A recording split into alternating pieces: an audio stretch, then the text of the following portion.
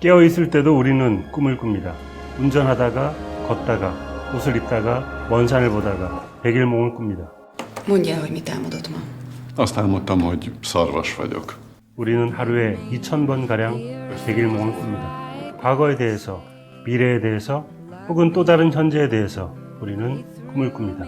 어쩌면 우리는 꿈속의 세계에서 살아가고 있는 것은 아닐까요?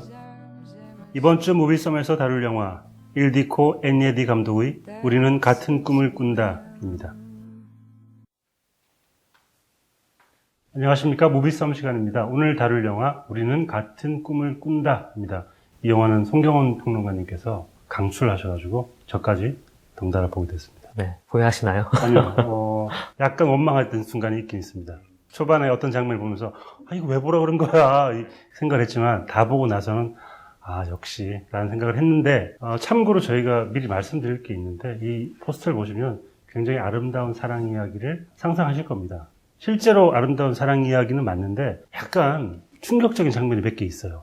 근데 그 장면을 견딜 수만 있으면 사실 이 영화의 정말 후반부에 아름다운 장면을 볼 수 있는데 약간 못 견딜까봐 걱정이 되긴 합니다. 그래서 먼저 이제 네. 말씀을 해주시는 거죠. 꼭 견뎌 보시라. 꼭 견디시면 나중에 아주 값진 열매가 열릴 것이다 라는 말씀을 드리고 싶어요. 그게 이 영화의 가장 큰 가치, 좋은 점인 것 같아요. 방금 말씀드린 것처럼 좀 충격을 주는데 그게 결과적으로는 굉장한 카타르시스까지 이어지는, 약간 그걸 위해서는 좀 통과해야 될 과정들이 좀 있는 영화인 것 같습니다. 네. 그러면 썸포인트를 통해서 이 영화에 대해서 차근차근 알아보도록 하겠습니다.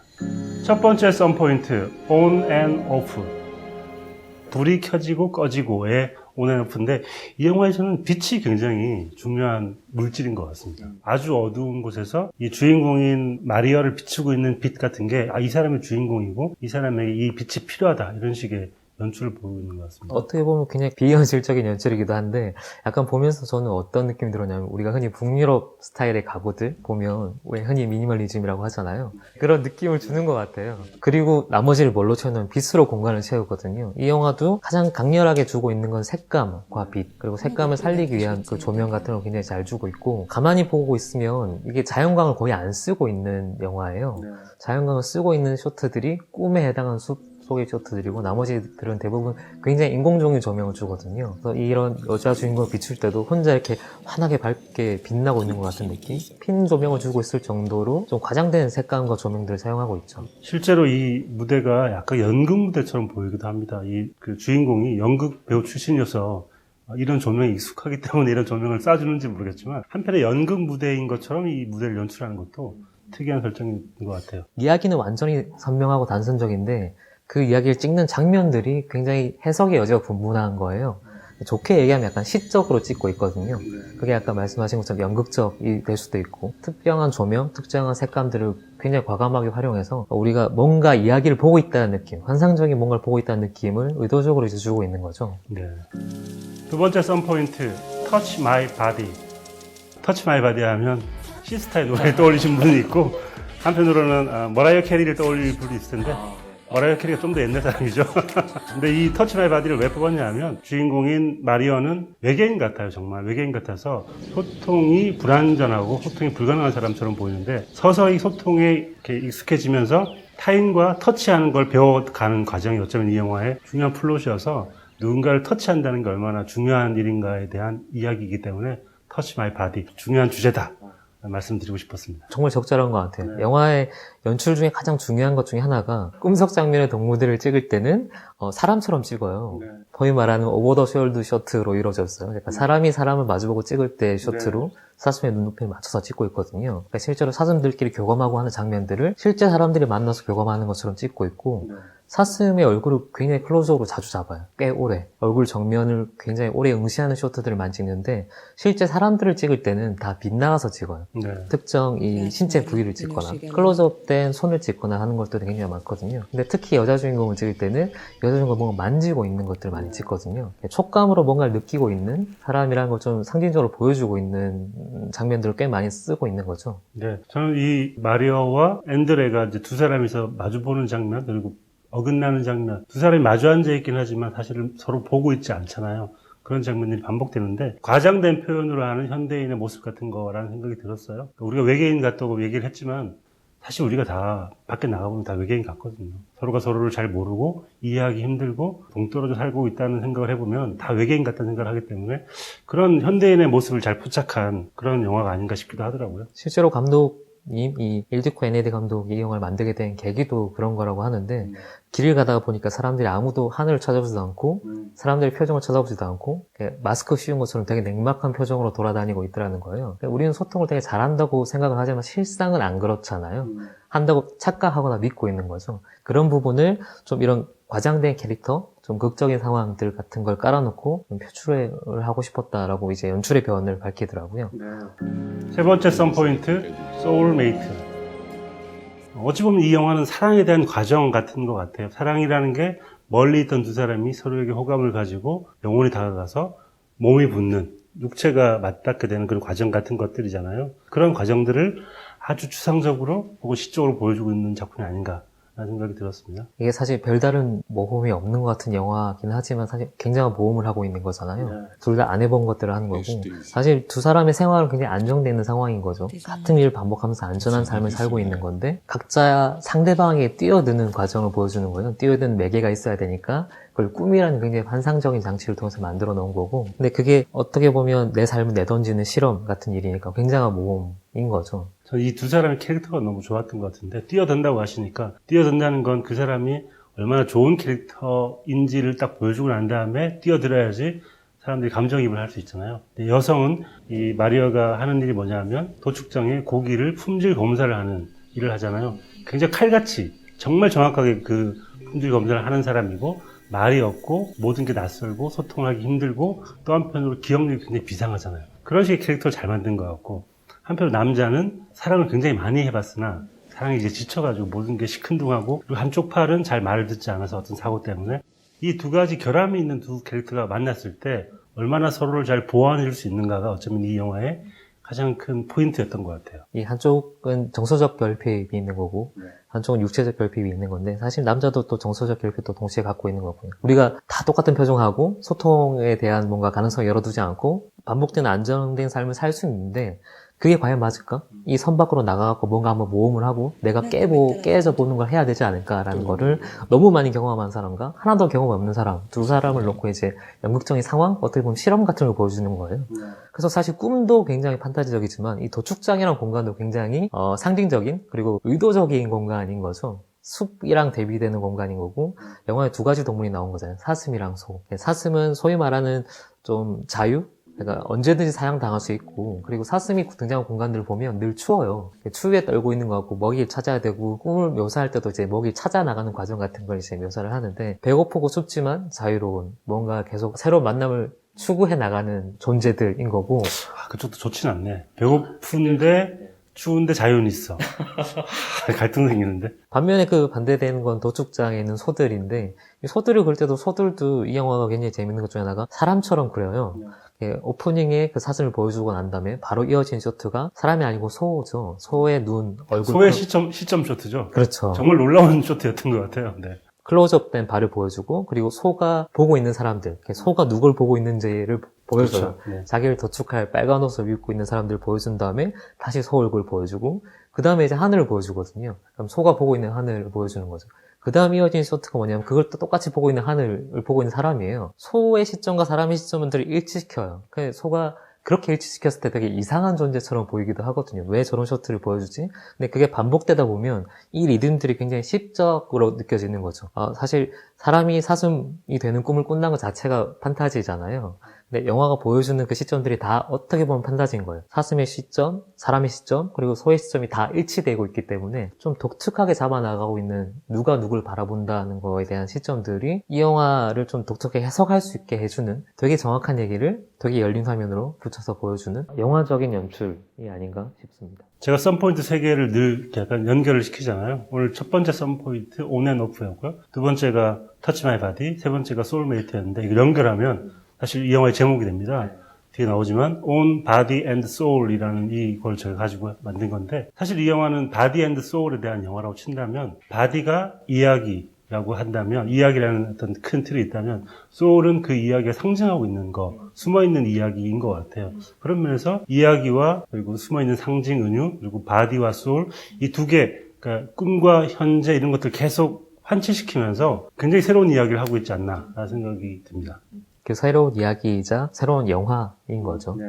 네, 이번에는 송경 원신 시간인데요. 정말 아름다운 장면들이 많아가지고 어떤 장면들을 골라왔을지 궁금합니다. 제일 인상적인 거는 눈 속의 사슴에서 오프닝으로 이어지는 그 일련의 쇼트 연결이었거든요. 여기서 딱 하나만 이 원신으로 꼽으라고 하면 그 사슴들을 꽤 많이 찍잖아요. 실제로 이 영화는 사슴을 몇 개월간 훈련시켜서 연습을 해서 이제 다큐멘터리처럼 찍었는데 내셔널 지오그래픽 팀을 실제로 자문을 받아서 사슴을 연기를 시키되 연기를 시키지 않는 것 같은 것처럼 찍어놨어요. 이거 보면 어려운 건데 학원 연기를 했는데 학원 연기가 티 안 나게 연기를 잘할 수 있게 만드는 거잖아요. 심지어 그 숫사슴으로 나오는 그 사슴 이름이 골리앗이라고 하는데 골리앗. 연기를 해본 카메라만 찍혀본 사슴이 아니거든요. 굉장히 많이 훈련을 시킨 거고 암사슴 같은 경우는 여러 번 이제 출연했던 사슴인데 암사슴은 가만히 보시면 조금씩 달라요. 여러 사슴이 연기를 하고 있거든요. 근데 우리가 볼 땐 잘 모르잖아요. 그런 것도 이 두 사람 배우랑 되게 일치하는 것 같고 그 중에 딱 한 장면이 너무 인상적이었던 게 사슴이 뛰어가는 장면이 있어요. 정말 아름답죠. 수사슴이 뛰는 장면. 이거는 그냥 정말 내셔널 지오그래픽을 보는 것처럼 아름다운데 전주영화제 때 이 감독님이 인터뷰를 할 수 있는 기회가 있었거든요. 그때 이제 여쭤봤어요. 어떻게 찍었는지. 그 장면을 저는 약간 CG라고 생각해서 너무 이제 저도 색감이나 너무 움직임이 그리고 초점 너무 잘 맞고 자연스러워서 레일을 깔아놓지 않고서 어떻게 저렇게 찍지? 그렇죠. 어떻게 찍었냐 하니까 레일을 깔고 깔았어요?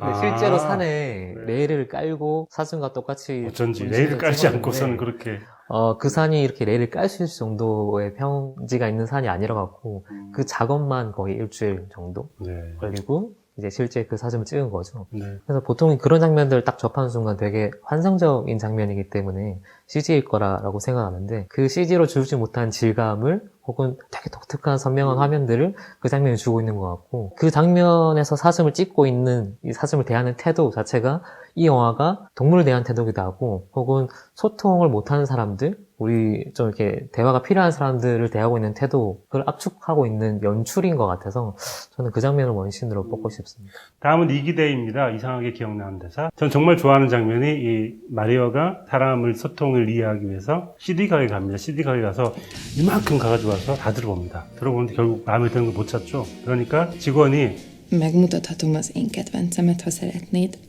제가 좋아하는 사랑 노래인데 한번 들어보실래요? 라고 하니까 마리아가 어떻게 얘기했냐면 그냥 살게요. Nem. Megveszem. 이 경제력. 그냥 살 수 있는, 들어보지 않고 살 수 있는 경제력. 너무 부럽고요. 이 다음 장면이 뭐냐 하면 혼자서 음악을 듣는 장면인데 제가 올해 본 장면 중에 가장 아름답고 가장 슬픈 장면이었어요. 단조로운 장면일 뿐인데 로라 말링이라는 가수의 What We He Wrote라는 그 노래를 듣는데 정말 하늘이 무너져 내린 것 같더라고요. 그리고 이 영화의 사실 마지막 부분에 해석의 여지가 분명히 있는 것 같거든요. 어떻게 해석하냐에 따라서 결이 달라질 것 같은데 그 해석까지 2부에서 자세한 이야기로 돌아오겠습니다. 저희가 2부에서는 아주 적은 양의 스포일러가 있을 것 같습니다. 사실 큰 스포일러는 없기 때문에 그냥 봐도 무방하시지만 약간 꺼림칙한 분들은 영화를 보고 보시는 게 좋을 것 같습니다. 이 영화에서 전 그 사랑의 과정, 사랑의 감정 같은 게 굉장히 섬세하게 그려져 있는 것 같은데 후반부에 갈수록 격해지는 에너지 같은 게 좋더라고요. 초반에는 약간 떨어져 있는 것 같았다가 나중에 점점 두 사람 다 격해지는 감정 같은 걸 드러냅니다.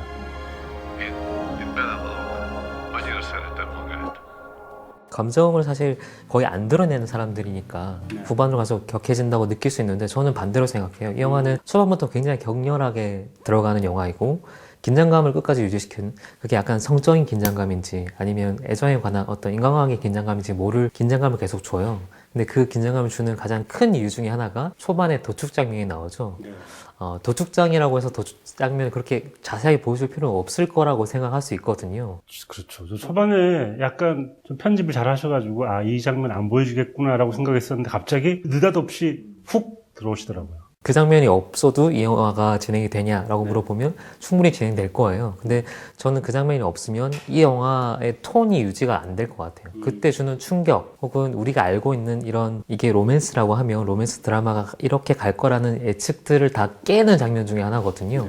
그 장면이 등장한 순간 이제 무슨 일이 일어나도 나는 모르겠어. 쟤들이 어떻게 될까라는 긴장감이 자연스럽게 형성되는 거고 그게 첫 번째 효과인 것 같고 두 번째는 이 감독님이 사람 혹은 동물을 대하고 있는 시선에 관한 문제인 것 같은데 그 장면들을 보면 저는 놀라긴 했지만 되게 혐오감 있게 찍진 않았거든요. 사실 상징적으로 볼 때는 이 도축장에 일하는 사람들, 도축장의 소들이 그냥 평범한 사람들인 거예요. 우리가 알고 우리 모두를 상징하고 있는 거고. 그러니까 너무 무덤덤하니까 더 무섭더라고요. 그러니까 이분들은 일이기 때문에 늘 해왔던 일들을 오늘도 하는 것처럼 그냥 도축을 하는 건데 사실 우리는 그 장면을 처음 보는 거니까 아 저분들은 매일 저 일을 하는구나 라는 어떤 것까지 느껴지면 더 섬뜩한 느낌이 있는 것 같아요. 저는 그 섬뜩함이 우리가 일상에서 느껴야 되는 섬뜩함인 것 같고 그걸 감독이 얘기하고 싶어서 일부러 과장될 정도로 너무 디테일하게 그 도축 장면을 다 보여주는 그냥 일상인 거잖아요. 그 끔찍한 장면들이. 근데 어떻게 보면 우리가 일상을 그렇게 살고 있는 거 아닌가? 굉장히 끔찍한 순간들이 있고 놀라야 되는데 그냥 너무 평범하게 삶이 이러니까 현실이 이러니까라고 순응하고 있는 거 아닌가라는 자각을 주는 물론 과장된 해석일 수도 있는데 영화의 끝부분까지 가면 그게 그럴 수 있겠다라는 의도로 읽히더라고요. 이 영화에서 굉장히 중요한 것 중 하나가 스킨십이거든요. 그렇죠. 앤드레를 누군가가 지나가다가 만질 때 앤드레가 소스라치게 놀랍니다. Hagyjál békén, mi baj lenne? 왜 나한테 왜 만져? 이렇게 얘기하는데 그 사람이 무안하죠. 그런데 정작 앤드레는 만지고 싶어하는 사람이 이 마리오의 손을 만지고 싶어하는데 마리오는 또 놀래요. Hiszek magán. 그런 식으로 누가 누구를 만지는가의 문제이기도 한 굉장히 중요한 바디가 자주 나옵니다. 그게 사실 정서적인 교감에 관한 문제잖아요. 그리고 이게 궁극적으로는 두 사람이 뭐 이게 스포일러긴 하지만 잘 되는 거죠. 저는 그게 약간 의문을 제기합니다. 과연 잘 되는 것인가 이게. 왜 그러신가요? 왜냐하면 이 영화 마지막 보면 극적이라는 말이 맞을 것 같은데 극적으로 잠자리를 갔습니다. 섹스를 하게 되는데 섹스하고 난 이후에 어떤 일들이 벌어지냐면 앤드레가 이제 한쪽 손이 약간 불편하니까 한쪽 손으로 빵을 먹다가 부스러기가 바닥에 떨어지죠. 근데 마리오는 그 부스러기를 못 참는 사람이에요. 바로 닦아내죠. 두 사람이 맞는 걸까요, 과연?